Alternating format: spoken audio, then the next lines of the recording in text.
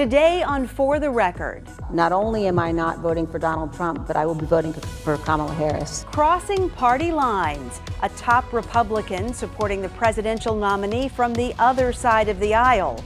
Plus, I invite you to join me in doing all that we can to save our country and elect President Donald J. Trump. The one-time Democratic presidential candidate who just this week announced she's joining the Republican Party. She says she'll be voting for Donald Trump. I go one-on-one with each of them to learn more about their pivotal decisions and their message for voters. Not just saying I'm against Donald Trump, but I'm working hard to elect Vice President Harris. The choice that I believe is in the best interest of the American people and our country and our future and our freedom, and that's President Trump. For the Record starts now.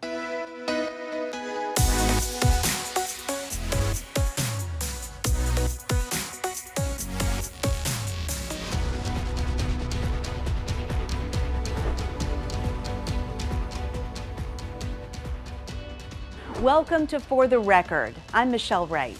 With just over a week to go until voters head to the polls, we're hearing now not just from the candidates, but from top politicians whose candidate of choice may be surprising to some. We're talking about Liz Cheney, a Republican and former Congresswoman who says she'll be voting for Democrat Kamala Harris, as will her father, former Vice President Dick Cheney. Meanwhile, former Congresswoman Tulsi Gabbard, who once ran for president as a Democrat and told For the Record this week that she's an independent, now says she's joining the Republican Party, and she continues her support for Donald Trump. Let's start first with my conversation with Liz Cheney. Your family's name has had such gravitas in the Republican Party over the last decades. Your father served as a Republican vice president for years. You were the number 3 ranking Republican in the House. Why now have you and your father decided to support a Democrat? Yeah, I think that it's a very sad thing what's happened to the Republican Party, and as you mentioned, I've been a lifelong Republican. My very first vote ever was for Ronald Reagan in 1984, and I'm a conservative. I believe in Reagan's principles of limited government and strong national defense, and I supported Donald Trump. But after what happened after the 2020 election, and what we watched him do, and what we watched him do to try to overturn that election, to try to seize power, and what we watched him do on January 6th, where he sat in the dining room next to the Oval Office for over 3 hours, and he watched the violent assault on the Capitol on television, and he refused to tell the mob to leave. That is just something that anyone who's willing to engage in that behavior is just simply too dangerous to be president ever again. In your book, Oath and Honor, you called him the most dangerous man to ever inhabit the Oval Office. Elaborate on that more. Yeah, I mean, I think it's because we really need our presidents. We invest them with such power. And their obligation is to ensure that the laws are faithfully executed. Their obligation is to defend the Constitution. And to have a president who was willing to try to pressure state legislatures to overturn their votes, who helped to organize the effort, including here in Pennsylvania, to produce fake electors, to send those to Washington. A president whose own vice president, Mike Pence, has said, he asked me to violate the Constitution. He asked me to put him above the Constitution. Those kinds of behaviors and just the fundamental depravity of watching the assault on the Capitol happen, knowing that he could stop it, knowing that if he would say, go home, the mob would have stopped, and refusing to do that, that makes him so dangerous that even though he is the nominee of the Republican Party, you have so many people, including the former vice president, former chiefs of staff, former secretaries of defense, many of the people who served most closely with him, Republicans, who said they can't support him again. And I think the stakes are simply so high. That's why you've seen this extraordinary coalition come together to urge the election of Vice President Harris. Do you still consider yourself to be a Republican, or are you changing parties now? You know, I consider myself to be a conservative. I feel that the Republican Party of today really has abandoned just some of the most fundamental principles. I think the most conservative of any conservative value is fidelity to the Constitution.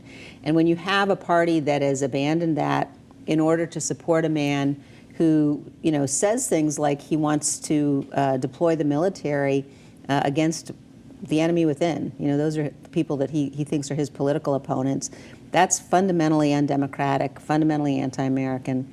And so I don't consider myself a member of Donald Trump's Republican Party, but I believe the country has to have a conservative party, and I don't know how that's going to unfold after this next election. I want to talk about your support for Harris. Is that something that you offered to her? Did she reach out to you? How did that come to be? I made the decision on my own. I had spoken to her, but made the decision on my own that I was going to make clear that I was supporting her. I wanted to do it in North Carolina because I wanted to make clear that in states that are swing states, North Carolina, certainly Pennsylvania, people who have been Republicans who understand that Donald Trump is dangerous don't have the luxury of saying, well, I'm just going to write in a candidate's name. This election is too close for that. And so I really thought about it as a conservative and about what the future will look like under each of these candidates, and made the decision on my own that I'm not just saying I'm against Donald Trump, but I'm working hard to elect Vice President Harris. And I wanted to ask you more about that. You could have just decided not to cast a vote for former President Trump.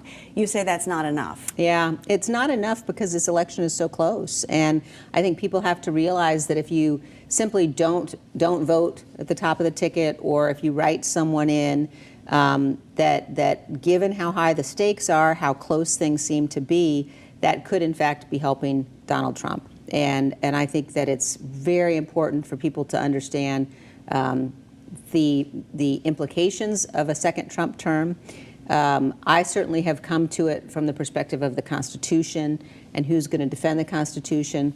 I think we've also seen play out in this campaign, though, big policy differences that don't fall into the normal pattern that you see between Democrats and Republicans. I mean, you've got the Republican candidate who's proposing massive tariffs, which will raise taxes on every single citizen of this country, which will destroy the economy, will destroy global trade. You know, he's attacking our allies. He says he won't defend Ukraine, which means, you know, Vladimir Putin will look next to places like Poland, and that is fundamentally not a Republican set of beliefs or views. And so I think people really also need to take a very clear look at the policies that each one of them is proposing as they're casting their vote. Kamala Harris has said that if she's elected, she will appoint a Republican to be part of her cabinet. She's going to create a bipartisan commission. Would you be willing to serve in a Democratic administration? I haven't thought about that issue. I'm not focused on that issue. I'm really focused on November 5th. But setting me aside, I do think this coalition that is supporting her is really unprecedented. And I believe, based upon the discussions that I've had with her and what we've seen her say publicly, that she really understands that she's very committed to being a president for all Americans. She's very committed to listening to all perspectives and points of view. She's someone whose career has been about the rule of law. And I think that that reflects the kind of future that we need. We need to be able to say, look, we are going to bring people together across the political spectrum to do the right thing, to move the country forward. And then I believe the Republican Party, in some form, is going to have to rebuild itself. The court cases against former President Trump still have not come, when it comes to the election court cases, still have not come before the courts. How can voters make a decision not knowing the outcome of those court cases? Well, it's a good point. I think that, first of all, you can go back and look at the work that the Select Committee did and remember that, when we investigated what happened after the 2020 election and on January 6th. The testimony that the Select Committee took was testimony from the people closest to Donald Trump. It isn't his political opponents who told us what he was doing in the dining room while he watched the attack happen. It's not his political opponents who, testified about his organization of things like the scheme to generate fake electors. So all of that testimony is publicly available. It's all there. You can read the executive summary, for example, of the Select Committee report. I want to ask you this too, finally. What are you going to do if Donald Trump wins? Well, I do not believe that he's going to win. I think that at the end of the day, the vast majority of people across this country, across the Commonwealth, if you say to them, do you want your kids to live in a country where we have the peaceful transfer of power, they'll say yes, the vast majority. And that is really the question. Do you want somebody who's going to guarantee that? And so I really do believe that Vice President Harris is going to prevail. And I think then, there'll be, as I said, the Republican Party will have to figure out, what's next. How does it go forward? So I'm focused on November 5th and not contemplating an outcome in which Donald Trump wins. Still ahead on For the Record. And in so many cases, time and again, we have seen how Kamala Harris and Joe Biden have no qualms about rejecting the Constitution. She ran for president as a Democrat, then became an independent. Now, former Congresswoman Tulsi Gabbard is joining the Republican Party and tells me why she's backing Donald Trump.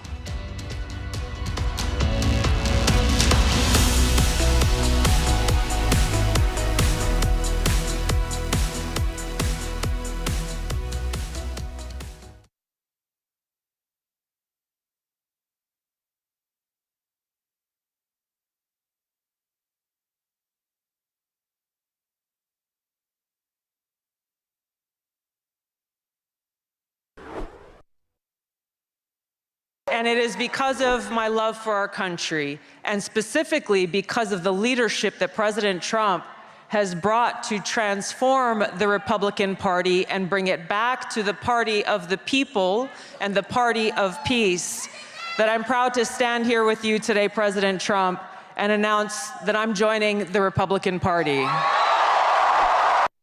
That's former Congresswoman Tulsi Gabbard on Tuesday announcing she's joining the Republican Party, just 24 hours after telling For the Record she considers herself an independent. Before the break, you heard from former Congresswoman Liz Cheney, a Republican who has put her support behind Democratic presidential nominee Kamala Harris. But Gabbard, who was once a presidential candidate as a Democrat, says she's standing behind Republican Donald Trump in the presidential race. Take a listen to our talk, which took place one day before she said she's officially joining the GOP. You were a very prominent Democrat, even running for president as a Democrat, and now you have switched your loyalty a bit, and now you are supporting a Republican for president. Please explain why. Well, let me just say from the outset, my loyalty has always been and continues to be to our country, to our Constitution, to the American people.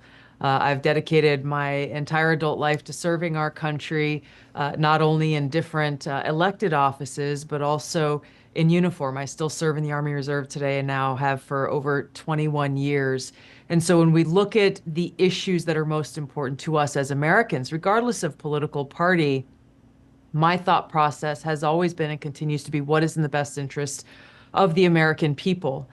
This is the reason why I've endorsed President Trump in this election, because of how serious the challenges are that we are facing in this country, and quite frankly, how dangerous and damaging the record of Kamala Harris and Joe Biden has been over these last 3.5, almost 4 years. There are a lot of issues that are being talked about in the news, but fundamentally at its core, for me, as someone who's sworn an oath to support and defend the Constitution of the United States twice, both when I enlisted in the Army, as well as when I was elected as a member of Congress representing Hawaii, I take that oath very seriously.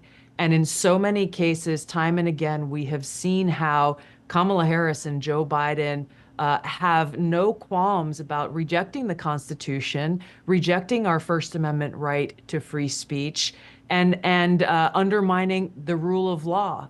There are so many examples of this that should be disturbing to every American, regardless of your political affiliation. And to me, what is really at the core of this election and the choice that we have. I want to switch gears a little bit and ask you about all of the criminal cases that former President Trump is facing right now. And you're arguing that the Democrats are using the justice system to hamper his election efforts.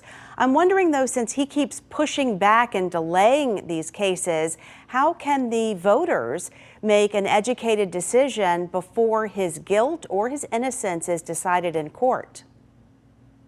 Well, this is a big topic, and there are many cases and many fronts of this lawfare that has been waged against President Trump. The timing of this, first of all, I'll just mention overall, can't be ignored and dismissed. That once he made his decision to run for president, this is when we really saw the onslaught of all of these charges being filed against President Trump. These are working their way through the court system. The Democrats say, hey, trust the justice system. Well, these are working their way through the court system. We've already seen a number of these charges thrown out or going through the appellate courts as we speak. I want to ask you about January 6th as well. Former President Trump recently referred to it as a day of love. What is your view on what happened January 6th? Obviously, those who break the law should be prosecuted for breaking the law. I think that this has been an issue that continues to be a major focus, but only telling part of the story. Oftentimes when people bring up January 6th, they pick and choose and parse and cut which phrases of President Trump's they want to share.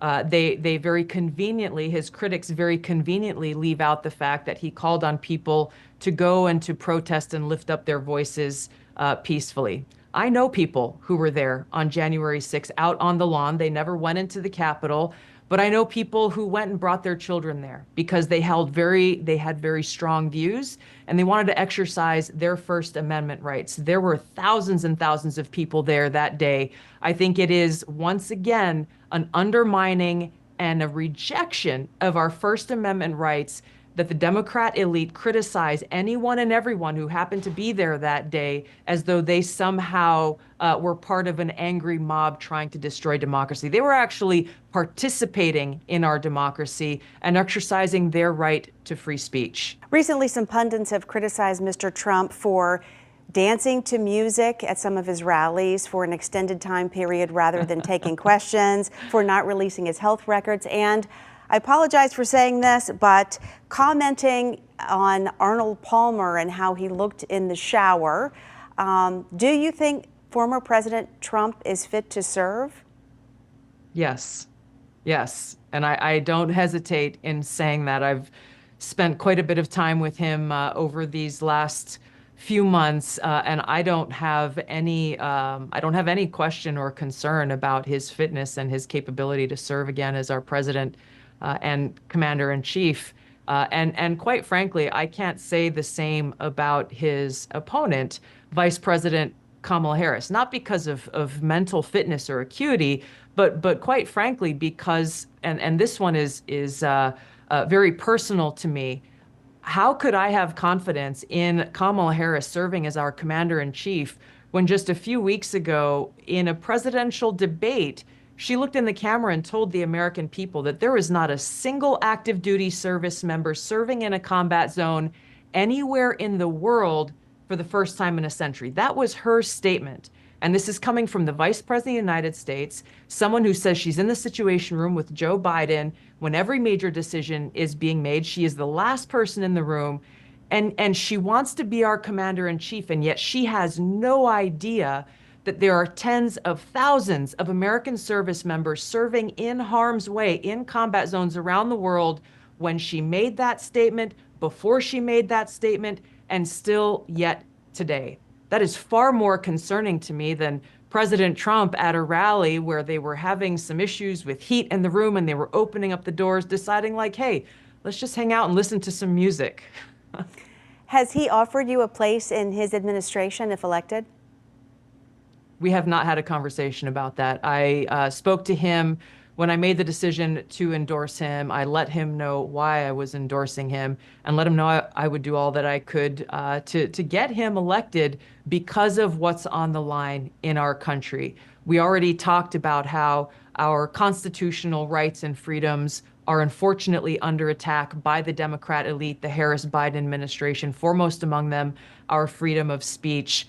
But on the issue of foreign policy, we see how the Harris-Biden administration have made us less safe as the American people. We are embroiled in multiple wars in different regions of the world, and we sit closer to the brink of nuclear war today directly because of their foreign policy, the Harris-Biden foreign policy, than we ever have been before as a country. This was not the case when President Trump held office for 4 years. He started no new wars and exercised the kind of courage and leadership that we expect from our president and commander-in-chief in engaging in direct diplomacy, yes, with allies and friends, but really more importantly, with dictators and those who have adversarial interests to the United States with the intent of trying to de-escalate tensions and prevent war. We have many challenges here at home. If we face nuclear war, that's the destruction of humanity at large. That is the most important issue that we're facing. President Trump recognizes the seriousness of that and speaks often at almost every single rally about how committed he is to walking us back from the brink of nuclear war. Do you consider yourself to be a Republican now, or are you still an independent at this point? I'm an independent at this point. I'm wondering, after the election, would you be interested in a third political party? Do you think that's where we're headed? I'm not thinking about it at all, quite frankly. I am solely focused, and this is not just a political answer, it's the truth. I am solely focused on this election because, to me, in my view, this is the most important election of our lives, given what's at stake. Keep it here. Coming up, I'm going to tell you how you can catch up on more of For the Record's Commitment 2024 coverage in the run-up to Election Day.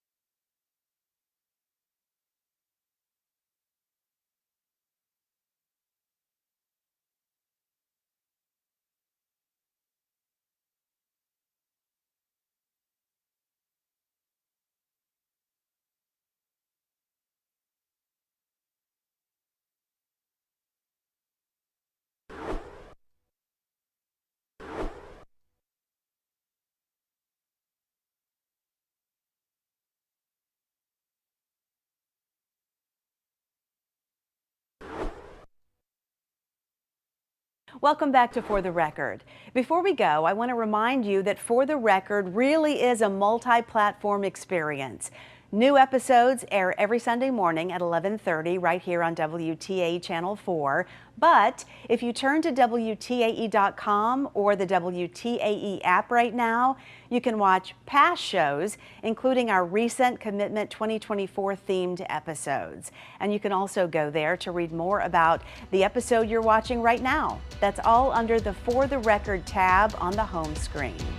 That's all for this morning. Thank you for watching. Have a good week.